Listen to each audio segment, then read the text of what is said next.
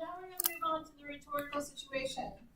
In the rhetorical situation, when you're talking about writing, you are basically looking to see whether or not they have crafted their essay well. And in order to do that, you have to look at the text. Now, this is known as the rhetorical triangle, but when you add this triangle with the circle, this becomes the rhetorical situation. The rhetorical triangle talks about the ethos, which is basically the writer. So I'm giving you two words here, ethos and writer. Pathos is emotion, and reader for rhetorical situation. Then up top is subject. It's called logos in the rhetorical triangle. As a writer, you want to build your ethos. You want your credibility to shine through. You don't want people to doubt what you're saying. You need to be very careful with this. You want to represent your facts accurately. You don't want to misrepresent anything. Okay? So the writer composes the text. The reader listens to the text.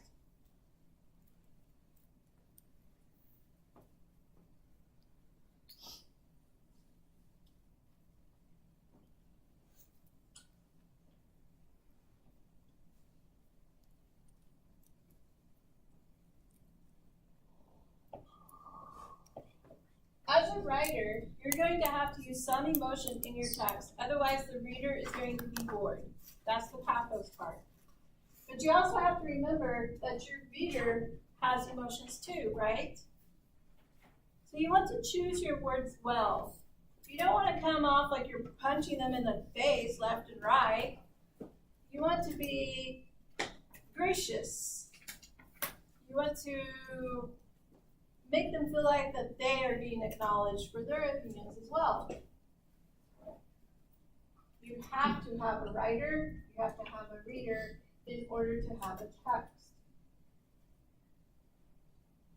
Now the reason that our field has moved from the rhetorical triangle to the rhetorical situation is because we realize that there are cultural values that are constantly pressing in on the reader, the writer, and the text.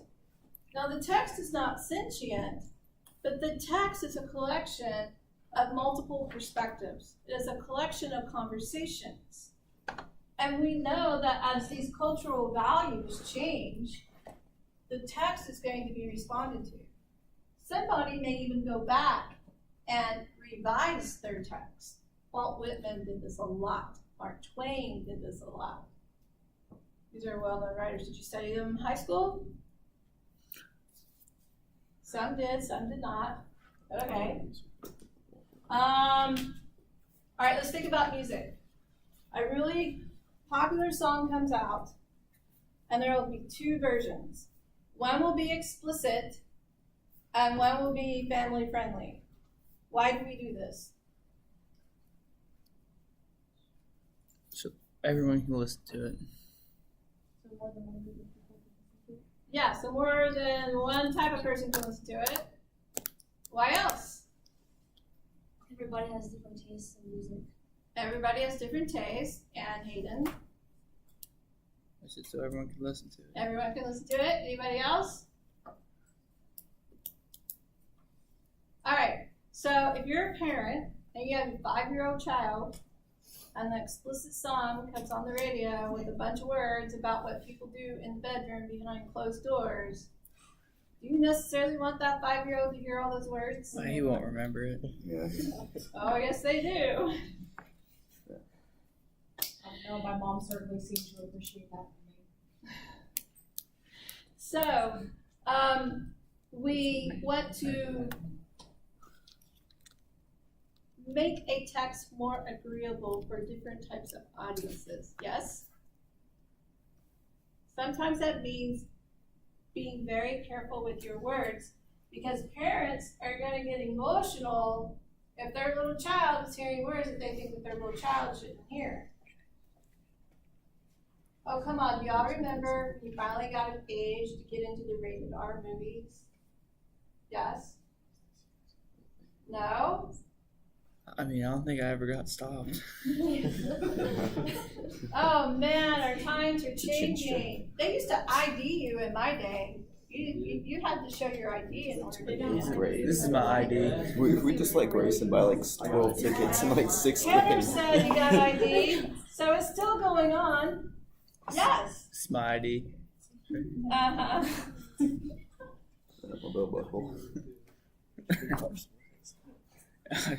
Now, Bye. when you're considering the writer and the reader, you need to consider what knowledge you have.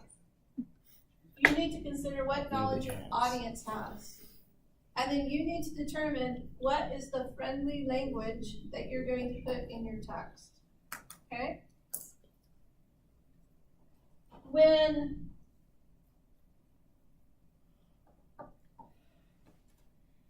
back in the 1850s, I think it was 1850s. I think I got my dates right. Do I have any history majors in here? Back in the 1850s, when the KKK was beginning, the words that were used were well chosen to make people think that they were participating in a religious organization, not in a militia. Now, as time progressed, these words began to change, and the words became more blatant and more heinous. By the time the 1900s rolled around, you were very well aware of that the KKK was a militia organization, not a religious organization. Why do you think when they started this organization, they were making it sound like a religious place? So more people. To get people on board. To get people on board. Yeah, so more people would join up, and then over time they can just change it. Yes, exactly. So women used to sit in quilting circles, and they used to sew these patches on white sheets. And they thought, oh, the men are just, having a nice club. They get to hang out, have some time together. And then all of a sudden, what happens at night isn't what they thought they were going to be in for. They didn't think they were going to be hanging people.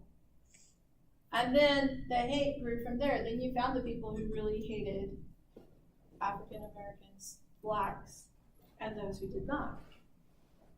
So choosing your words well is something that you have to think about. Like even right now, I'm trying to carefully choose my words as I talk about this subject. You've noticed my rate of speech has slowed down, right? So you have to be careful with the words. So the writer subject has its own lens. So Tanner has his own lens about his topics. What's one of your favorite topics? Cats. What do you like about or don't like about cats? They don't stink as bad as dogs. Oh! That's so not true. Cats have litter boxes. Dogs go outside. Well, you can train your cat to go outside. Hold on. Cats are too stupid. Come on, Tanner. I was talking about the cat, not the litter box. I don't know.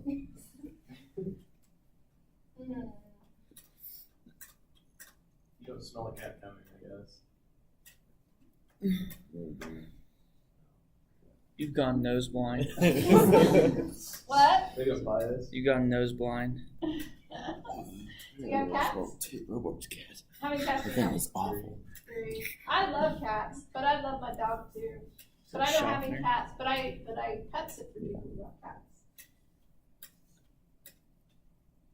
That's what I'm doing constantly. Maybe it is just a preference, right?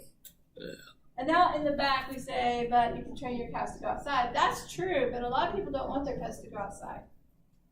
So we have this cultural lens, right? We have our own perception about things. You want to keep that in mind.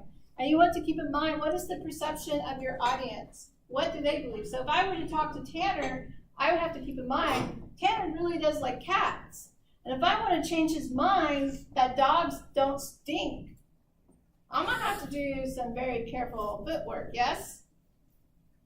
I am, aren't I? Heather's like, oh yeah, because I have 3 cats. You're not gonna convince me otherwise. Okay? So that's the reader-subject relationship. That's me being aware of Tanner and what he thinks about it. Now we have the writer-reader relationship. This is the contact in which the writer has with its audience. Now, if I was writing something for you all, I see you twice a week. I'll quasi get to know you as the semester goes on. Some of you will talk more than others. Some of you will just sit in class, not earn those professionalization points because you never talked the entire semester. Hint, hint, hint, right? Some of you will earn all those points because you're going to love to talk. Yes? See. Now, but if I was writing for my fellow academic professionals, I don't necessarily see them all on a daily basis, right? I mean, we have English people all around the world. It would be quite good, though, if we lived in a multiverse and I could just multiverse to another part of the world and go meet the people all the time. Wouldn't that be cool? A multiverse. Oh. Huh? Sounds like a breed of dog. Oh, Sam, I love it. I'm going to say that one to my husband tonight. Yes, It's like at 12 minutes. go for it.